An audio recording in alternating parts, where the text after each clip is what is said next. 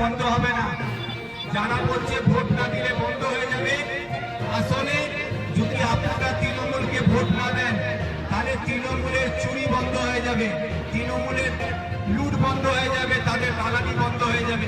তাই তারা বলছে যে আপনারা ভোট না দিলে আপনাদের লক্ষ্মী ভান্ডার বন্ধ হবে। আর আপনাদের কাছে আমি প্রশ্ন করছি, মা বোনরা, আপনারা বিচার করে দেখবেন যে যদি তৃণমূলকে ভোট না দিলে লক্ষ্মী ভান্ডার বন্ধ হয়, তাহলে যারা বিজেপিকে ভোট দিচ্ছে, যে মা বোনরা বিজেপিকে ভোট দিয়েছেন তাদের লক্ষ্মী ভান্ডার বন্ধ হয়নি কেন? যারা বামফ্রন্টকে ভোট দিয়েছেন তাদের লক্ষ্মী ভান্ডার বন্ধ হয়নি কেন?